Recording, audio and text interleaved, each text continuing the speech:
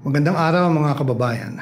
This is Dante Klink ang II, Chairperson of the Commission on Filipinos Overseas.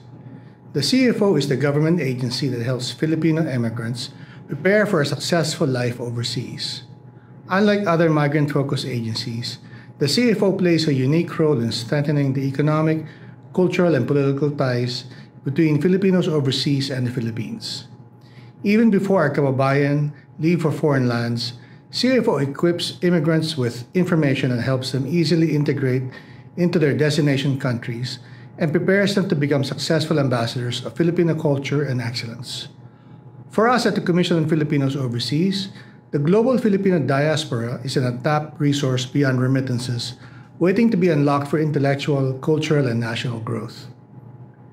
As we strengthen a fabric that connects the global Filipino community through various programs and initiatives, we transform the challenges of brain drain into opportunities of brain gain. The CFO seeks to nurture the strong sense of Filipino community across the globe, while also encouraging them to contribute to the nation's development. We thank Radyo Pilipinas for giving us this platform to the challenges and triumphs of migration and development. We hope that the global Pinoy will be made aware of the programs and services that empower them toward meaningful migration and pave the way to immigrant success. Tandaan, kabayan, para sa inyo ito, mabuhay ang bagong Pilipinas.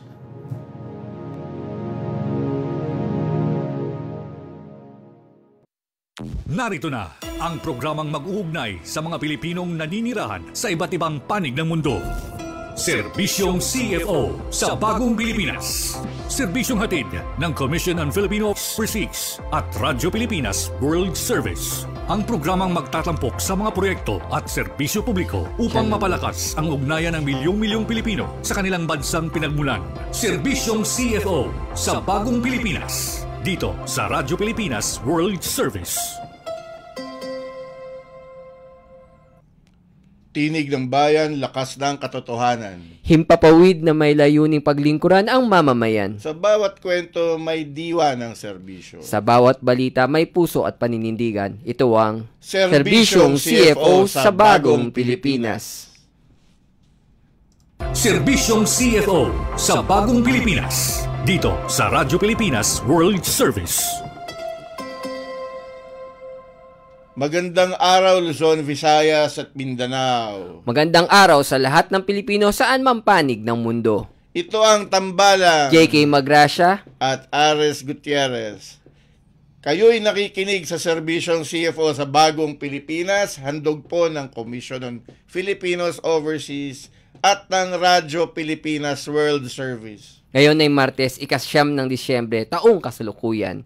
Magtungo po tayo sa mga balita na may kinalaman sa ating mga overseas Pinoys. Nandito na ang mga mahahalagang balita at anunsyo mula sa Commission on Filipinos Overseas. Balitang CFO. Balitang CFO. Dito lamang sa Radyo Pilipinas World Service. CFO hosts Honorary Consul to Queensland, Attorney Cheryl Gabutero.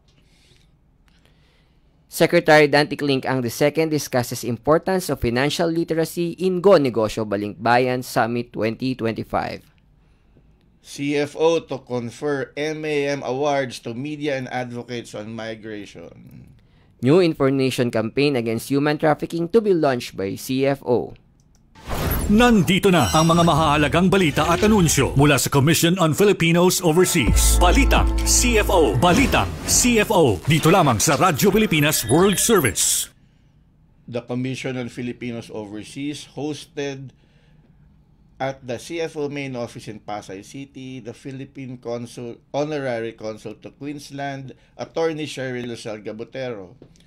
Secretary Dante Klink ang received Consul Gabutero and discussed collaboration opportunities to address the urgent mental health concerns of international students in Australia, particularly in Queensland. Consul Gabutero shared the challenges faced by many Filipino international students in Queensland, including the stress of academic pressures and financial burdens, among others.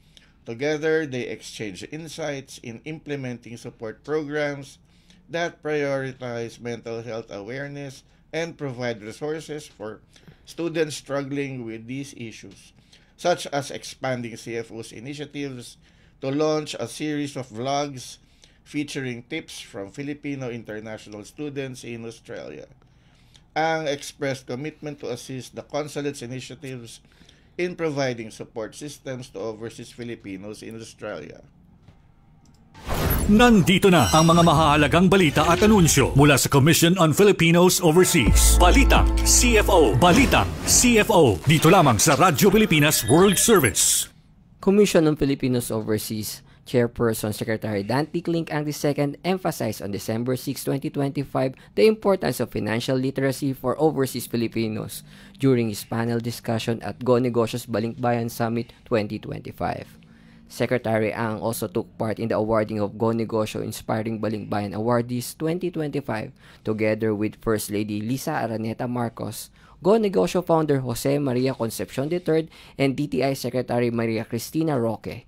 This award honored outstanding balikbayans whose achievements not only supported their families but also created jobs for fellow Filipinos, contributing to the economies of their host countries and the Philippines. Nandito na ang mga mahahalagang balita at anunsyo mula sa Commission on Filipinos Overseas. Balitang CFO. Balitang CFO. Dito lamang sa Radyo Pilipinas World Service. As part of the month of overseas Filipinos, this December, the Commission on Filipinos Overseas will recognize 18 recipients of the 2025 Migration Advocacy and Media Awards. The awarding ceremony will be held on December 11 at the Quest Plus Conference Center in Alabang. This year's winners, outstanding media works, and champions will help shape public perception, raise public awareness, and chronicle the inspiring and challenging stories of the Filipino diaspora. The Migration Advocacy and Media Awards is an biennial recognition by the Commission on Filipinos Overseas, honoring media practitioners, content creators, and institutions for raising awareness about Filipino migration and promoting the positive stories of overseas Filipinos in various fields like print, TV, radio, digital, and film. Established in 2011, these awards celebrate the crucial role of media in shaping narratives around the Filipino diaspora. Nandito na ang mga mahahalagang balita at anunsyo mula sa Commission on Filipinos Overseas. Balitang CFO. Balitang CFO. Dito lamang sa Radyo Pilipinas World Service. A public service announcement from the Commission on Filipinos Overseas. The CFO has launched an information campaign to display public service announcements warning travelers about human trafficking. The two 15-second videos focus on prevailing forms of recruitment, love scam, and no visa easy processing work abroad. Love life online? Baka human trafficking yan. Makialam, itimbre mo. Tumawag sa 1343 para humingi ng tulong. Paalala mula sa Interagency Council Against Trafficking. Work abroad? Easy money. No visa. Baka human trafficking yan. Makialam, itimbre mo. Tumawag sa 1343 para humingi ng tulong. Paalala mula sa Interagency Council Against Trafficking. Alamin ang mga serbisyong inihahati ng Commission on Filipinos Overseas. Serbisyong CFO. Dito lamang sa Radyo Pilipinas World Service. Ngayong araw, itatalakayin natin ang buhay ng isang mag-aaral abroad. Mag-aaral para namang elementary ito. Ang hilig siya mag-aral eh. Sa ating mga viewers at listeners, iniibitahan po namin kayo na magpadala ng inyong mga katanungan sa pamamagitan ng pagkomento sa ating Facebook Live at babasahin po natin ito mamaya lamang. Tayo po ay kasulukuyang napapanood sa official Facebook pages ng Radyo Pilipinas World Service at ng Commission on Filipinos Overseas. Kinagagalak ko pong ipakilala sa inyo ang ating guest na aking isang matalik na kaibigan. Pwede bang tawagin professional student? Hindi naman. Parang ganun ang ginagawa eh. Siya po ay isang dating government employee na wala pong katapusan ang pag-aaral ng kung ano-anong bagay. Siya lang naman po ay nakatapos ng 4 na master's degrees, 2 doctoral degrees, at ngayon po ay kumukuha ng another master degree sa Canada. At hindi na natin patatagalin. Kasama po natin ngayon live dito sa studio ng Radyo Pilipinas World Service si Dr. Eugenio F. Santiago III, whom we fondly call as Yodge. Magandang umaga, Yodge. Professor Yodge. O Magandang Dr. umaga, Yodge. Doc Yodge. Good morning po, Sir Ares and Attorney. Yes. Sa ating mga tagapakinig, good morning and good day. Ayun. Unang-una, Sir Yodge, maraming salamat. Live ka pa talagang pumunta dito. Talagang nagagala kami dito sa programa namin pag talagang pinupunta kami ng personal ng live ng aming guest eh. Ito si Dr. Yodge ay nakita ko sa Facebook na nag-post ng kanyang boarding pass at pabalik ng Pilipinas. Bigla ko siyang kinontak. Nandito na, dumating na. Niyaya ko na dito. Fresh from Toronto, Canada, via Haneda Airport. At alam mo, sir, sakto din po kasi, Sir Ares, Sir Yodge yun. Kasi kasama sa mandato ng Commission ng Filipinos Overseas, yung din yung mga, mga students overseas natin na rin natin yan. May rin tayo para sa J1 visa at hindi rin syempre nalalayo yung experience nyo bilang isang estudyante abroad na magandang ma-share at matalakay natin kasi rin yan para din kayong mga OFWs o mga mga permanent migrants pareho halos yung karanasan, yung dinadanas. So ayun po, sir. So magkwento ka naman. Sanay kasi akong tawagin siyang Yodge Attorney. Yodge na lang natin. Para swabe lang yung natin usapan natin. Kwento ka nga, Yodge, kasi nagtuturo ka na at that time. Bakit bigla ka na namang umalis at para mag-aral? Paano ba yung journey mo in studying in Canada? Okay. So, actually po, being former government employee, I am already being engaged to teaching urban planning in 2 universities here in the Philippines. Yung pagtuturo, I have been teaching since 2015, so it's more than a decade now. I am a part-time faculty teaching political science and at the same time, eventually environmental urban planning because I passed the urban planning board exams here in the Philippines through the PRC licensure exams. Ikaw ay isang ENP. Yes, ENP po ang tawag sa amin. So kami yung mga professionals na involved, most of the time visible kami sa local government because of the planning office which is involved in the zoning and basically, marami namang planning positions sa government, like in DepDev, in DSUD. So, yung pagpunta ko po sa Canada, it's, again, my heart's desire to further my knowledge because I'm a professor of urban planning here. So, I already finished my master in environmental planning here in the Philippines, but I just felt that I need that equipping for me to at least give also to my students, my present and future students, the quality of international planning education, which most of the time, it is really in the western side, yung mga planning concepts natin. So, colonialized nga ang sabi. Dito sa pag-aaral namin ngayon sa Canada, sa Toronto Metropolitan University, even a first world country, yung kanilang urban planning is colonialized. Ibig sabihin, kinuha rin sa iba. Yes. Dinala sa kanila ng mga taga-UK. So, ayun. Yun yung reason kung bakit ako naghanap ako ng school through my brother who happens to be there already ng mga magti 3 years na siya doon. And then, application process, I submitted all requirements. And then, all of a sudden, I attended one online orientation and the program chair I got the attention of the program chair and she eventually offered me a slot.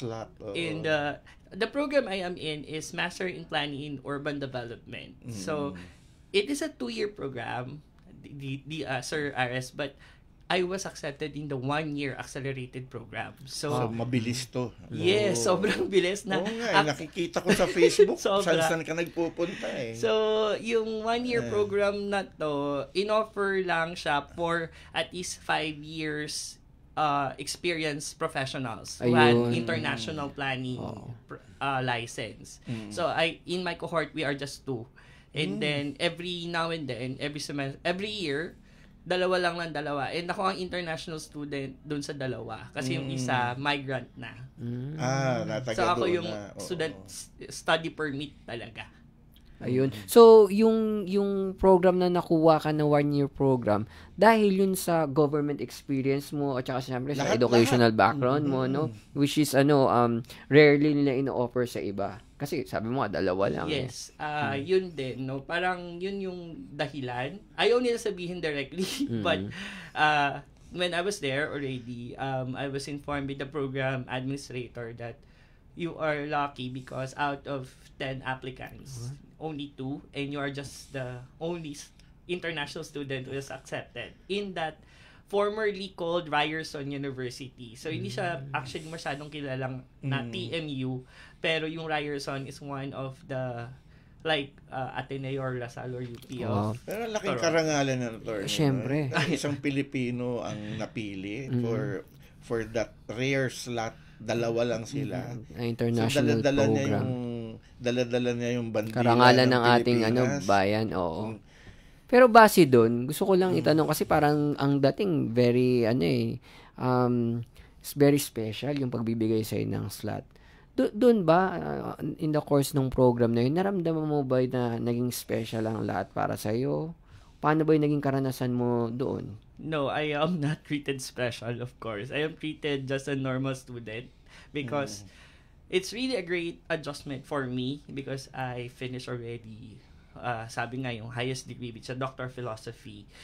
Pero this is a master's degree. So, I am treated the same way how every student in the master's program is treated. And the same way with that year 2 people. Yung 2-year program na regular program, same ang treatment sa 1 year. So, I am attending classes in the year 1 and I am attending classes in the year 2 cohort. So talagang full-time talaga doon. yes, Parang mas mahirap pala, no?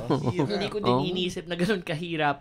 Kasi sobrang by January, that would be my last semester. And only submission of paper during April and I'm finished with the program. So, ganun kabilis. I left here August and hopefully I will be back by July in time with the new school year for the urban. Pero ang niyan, attorney na, despite na nag-aaral si Yudes, na matindi po, sabi nga niya, matindi yung academic pressure. Pero nagtuturo pa rin siya online dito sa Pilipinas. Yun, no? Yun ang matindi doon.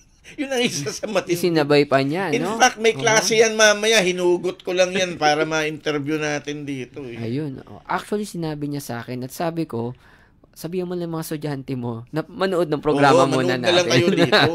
yeah. At maraming programa ang Radyo Pilipinas na kakaiba, ha? Hindi lang mga interview. Kaya ipopromote na rin natin yung ibang program ng Radyo Pilipinas. Pero syempre, inspirasyon din yan para sa mga estudyante din ngayon na yung sitwasyon na yun na pwede kung talagang maraming options na pwedeng gawin o gamitin. Inspiring ang yung ginagawa ni Yudes kasi isipin mo nung nagkakilala kami, 3 pa lang yata master degree niya. Tapos naging 4. Ngayon going on 5. On top Bakit of di may ka PhD tumitigil pa siya? mag-aral yun? So, anong yung meron bang something dyan? Actually po, Sir Iris, the thing is, I just want to teach. I think that's the answer also I gave in one of the interviews done with the Manila Times. The thing that I said there that I just want to share what I have. So when you share something, kailangan meron kang ina-acquire. Correct. Para may bibigay ka. Tama. So, siniseryoso niya yung pagtuturo niya. Hindi siya nagtuturo lang ng hindi siya handa. Kumbaga, ini-enrich niya yung kaalaman niya para meron talaga siyang ma-impart sa estudyante niya. Saka ibang klase, yung iba, ini-enrich yung kaalaman by reading, by attending conferences. Ito talagang pasukin niya yung program eh. Oo nga eh. At syempre, alam mo, napaka-timely rin kasi, Doc, gusto ko lagi sabihin to, Doc eh. Syempre, PhD eh. Napaka-timely rin kasi, alam naman natin yung, batid natin yung mga nangyaring sakuna lately. And syempre, yung environmental planning, napakalaking niyan eh. Bagay na pwede para i-address itong mga usapin na to. Pinag-usapan namin kanina bago tayo nagprograma na itong mga nangyayaring problema natin sa baha, sa congestion, sa traffic, lahat yan nasa nila. Oo. Pinagpaaralan nila, 'di ba, no, Yod? Yes po. Ano yung total andyan tayo sa topic na rin na to eh. Ano yung magiging siguro magiging komento mo para kung paano man maiwasan to o bakit may ganito tayo? Actually po, I have published already some papers regarding these things that continuously occurs. Like, sa planning kasi, hindi man din sa akin nanggaling, but nanggaling sa mga estudyante ko ng planning ng mga MPDC, CPDC, and PPDCs na meron talagang political intervention sa planning. Even though we have professionals, but we are still being a government employee, alam naman natin yan, that we have to follow some orders and minsan at stake yung trabaho natin if ever hindi tayo susunod. So, that's one thing of the findings na nakita ko sa mga papers na nasulat ko, and also back up by research also by other scholars in the urban planning field. So, actually, when I left here this year, yung kasagsagan ng flood control, so may paper, I proposed a paper sa MRP ko about flood management, not really flood control, because flood has something to do with waters in the urban place, and yung tubig po, dapat nire-respeto yan eh. Doon ko din nalaman sa Canada when I enrolled in one subject na sobrang passionate yung professor ko about how the water, fire, land interacts with each other, and doon ko nakuha din yung kailangan nating ma-appreciate itong environment natin, not just use it.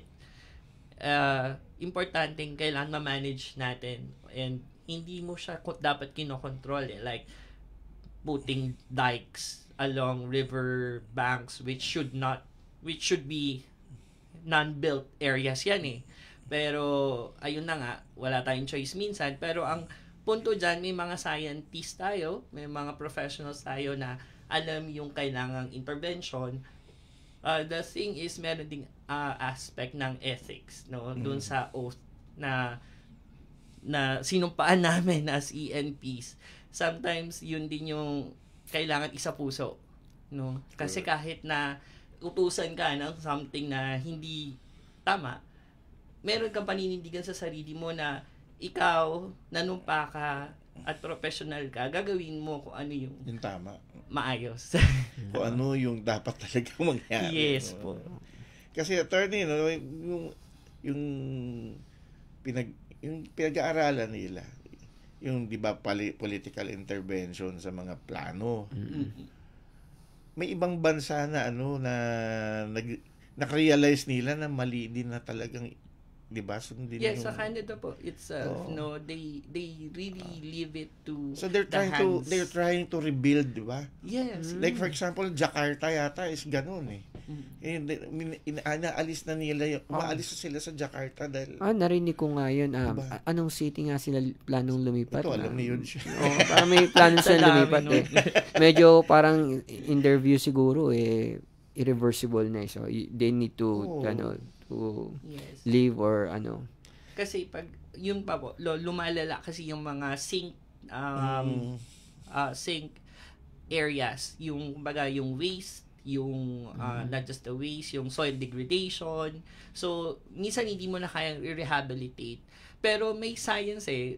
Like in Canada nga, there are procedures that they are telling us how to mitigate, revive this or the term is rewild rather than rehabilitate. Okay. Rewilding is because you are bringing back the original state. Hindi man siya yung ganun na, pero at least andun yung konsepto na you want to bring back the actual value of the environment from the time na dinevelop mo siya. Rewild. Ngayon ko lang narinig yung Ako term din, and medyo... Iba yung term na usually ginagamit Hindi man, pero yun, mapunta tayo sa buhay estudyante. Yan. Kasi kanina, yung isa sa mga ibinalita natin, yung, di ba, yung problema ng mga international students. Mental health, kasi, no? Malayo ka sa iyong family, malayo ka sa iyong support network, you are out of your comfort zone. Naranasan mo ba yan na nasa Canada? Actually, that's very timely to ask po, Sir Iris. Kasi, you know what, the good thing about right now sa sitwasyon ko is I have my sister with me and the entire family of her and my brother. But I believe the reason why siguro yung values din before na nakikita ko sa mga foreign students coming back to the Philippines, and usually they finish their PhD, masters abroad, tapos kala mo kung sino na, diba? Pero mahirap kasi talaga. Ang hirap. No, hiwalay ka sa pamilya mo. Yung pamilya ko, nandun sila. So they are there to support me. And they are seeing my problems sa school because I am not treated special there. I am just a normal student. I'm not a PhD student. I am not a PhD holder in Canada. So I am a regular student. And dahil actually we are living in Hamilton along with my siblings, but my school is in Toronto. It's about 1 hour to 2 hours ride. So I need to wake up early at 5 a.m. to catch the train kasi may oras ang train doon. Pag na-late ka ng minuto doon, sasaraduhan ka, hindi mo na mapipigilan. And then, iba na namang oras yung train. Malilate ka na sa klase mo. But, kaya din ako ganon is mahal ang rent sa Toronto. Alam ng madami yan. And yung cost of living sa Toronto, iba talaga. So, mahal ang pagkain, peso ang kinikita mo dito sa pagtuturo. Pagdating doon, convert mo, i-divide mo sa 4. So, ang ano is, pamasahe, pagkain, yung tirahan, ayun na nga, nakikishare na lang ako sa mga kapatid ko, except the tuition fee. Luckily, I was able to get a funding from the university that I was surprised because they just told me, it's because of your credentials. Hindi ko na parang, ano lang ako, nagulat ako, but I am blessed with such amount na nabawas dun sa total tuition fee ko, aabot ng over 1 million yung tuition fee pa lang. And then yung cost of living doon, sobrang hirap. I was also, nagtuturo din ako doon actually. Ayun naman pala. Teaching assistant, pero napakaliit na oras. And tama lang yon para i-full time mo yung sarili mo sa pag-aaral. Kasi pag nag-work ka doon, like if you work in Starbucks or in Tim Hortons, physical, and you have this set of 4 subjects in one semester that ang hirap, papatayin mo talaga sarili mo eh. By the way, attorney makat lang kita. Dati siyang barista na Starbucks. Ayun. Wow. So, pwede talaga mag-work doon. Naging barista siya ng Starbucks. Actually, hindi ako fan ng Starbucks, pero mahilig ako sa kape. Yeah. Maging barista ka. Natuwa naman ako dyan sa na in itself, yan yung buhay ka. Pero lang din, napag-usapan na rin lang natin yung support group mo, yung family mo. Tanong ko lang, dyan ba sa university mo, may mga Pinoy groups ba dyan? May mga Pinoy support groups ba dyan? Kasi ang understanding ng marami, ang Canada is second na pinakamarami tayong permanent migrants eh. So may mga Pinoy groups ba dyan? I am seeing Filipinos there, but in the different program. And same din na sitwasyon ko. Most of the Filipinos I meet, especially in one subject I took for actually, I have 5 subjects. Yung isang subject akala ko 4 lang, no? The other subject is teaching in higher education institution. So that's like a TCP program in the Philippines. So I am now enrolled in my second level 2 certification in Canada. Ang mga na-meet ko doon, mga Pilipino din, pero sa ibang program. Pero ayun na nga, they came from US and they applied in Canada. So they already have a master's degree US and transferred to Canada due to some political tensions there.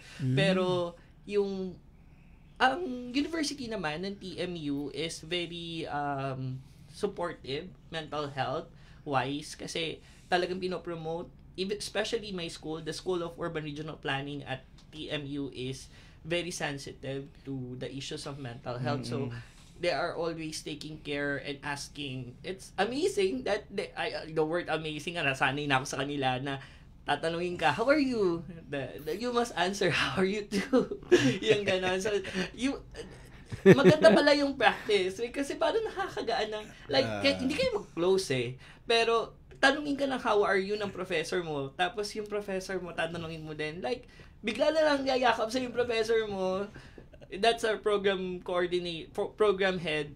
Niyakap na lang ako bigla kasi siya pala, down na din siya. So, ayun, nakakatuwa lang kasi they will guide you to the guidance counseling services which is free, of course. And naka-attend din ako one session kasi nga may namatay akong batchmate.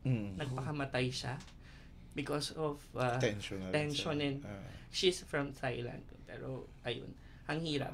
Nahirap talaga. Hindi mo alam ang mental health kung kailan yung depression. Kasi parang it adds up no? Oo nga naiipon lang, hindi mo lang alam Parang yung kunikwento ni Yods is yung practical application nung lagi nating naririnig na be kind. Yes. Diba? So, hindi mo alam pinagdadaanan ng mga tao. Pag magsalita ako, parang I'm very kind. Hindi naman.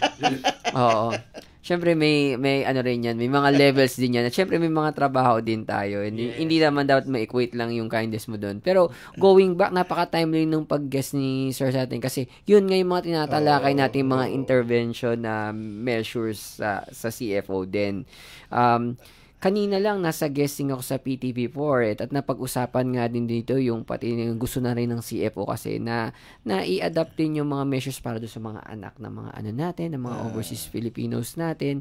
Kasi syempre yung buhay doon may halo pang peer pressure, may bullying, hindi mawawala So, yes, kaya ang ganda nung pasok lang din ng interview natin with Sir Yodge. Pero yun nga lang, kagaya ng laging nangyayari sa atin, medyo kinukulang na tayo sa oras.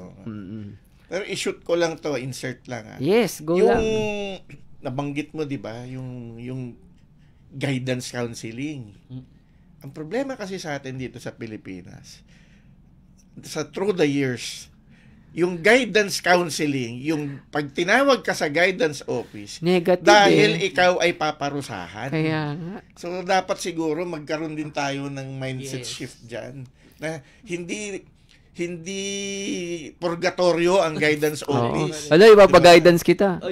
Di ba? Ganyan So, dapat may ganun, may mind shift din tayo tungkol dyan. Ako, nung college ako, lagi ako nakatambay sa guidance sa UST. Ako doon ako nag-attendance. Kasi ang gaganda ng mga tumatambay doon, tapos doon na rin ako. Hindi, joke lang. Pero ako din, friend ko din yung guidance. Napakabait nila Ma'am Shake tsaka ni Ma'am Sheila, hindi ko makakalimutan yung laking tulong din nung college ako. So, Yodge, since yun nga, yung oras natin ay very limited, hopefully nga sana ma-invite ka pa namin ulit. Pero siguro, pagbalik mo na.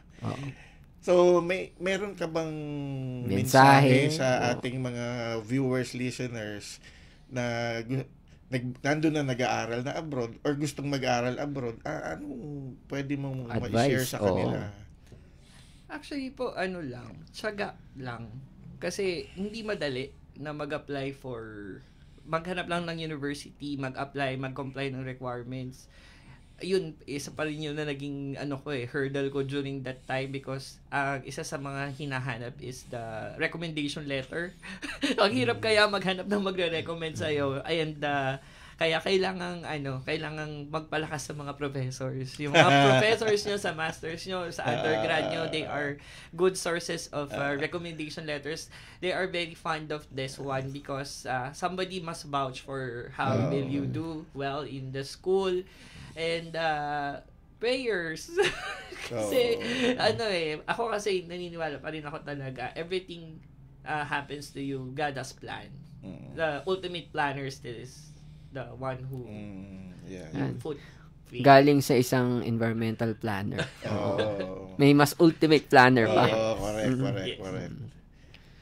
So, yun na, attorney. I think dito na magtatapos ang isa na namang episode ng Serbisyong CFO sa Bagong Pilipinas. Papasalamat tayo syempre kay Sir George at pinaunlakan tayo na pumunta Inistorbo dito. natin ang kanyang pagbabakasyon dahil babalik ka rin agad eh. Yes, I'll be coming back on December 28 kasi first week of January may classes na. Maraming salamat po, Maraming sir. salamat, George. Thank you din po sa And opportunity. good to see you Sir again Attorney. after a long time. Yes, so many. Thanks. At Attorney Carlo, nagdaan na naman ng isang araw ng pagsasahimpapawid para sa ating mga overseas Filipinos. Sa bawat kwento, bawat impormasyon at bawat serbisyong hatid namin, layunin naming mapalapit ang gobyerno sa bawat Pilipino saan mang panig ng mundo. Tandaan, kababayan, basta't balita at serbisyo publiko, CFO, kasama mo saan man sa mundo. hanggang sa muli, ito ang Serbisyong CFO sa Bagong Pilipinas. Narito na ang programang mag-uugnay sa mga Pilipinong naninirahan sa iba't ibang panig ng mundo. Serbisyong CFO sa Bagong Pilipinas. Serbisyong hatid ng Commission on Filipino Overseas at Radyo Pilipinas World Service. Ang programang magtatampok sa mga proyekto at serbisyo publiko upang mapalakas ang ugnayan ng milyong-milyong Pilipino sa kanilang bansang pinagmulan. Serbisyong CFO sa Bagong Pilipinas. Dito sa Radyo Pilipinas World Service.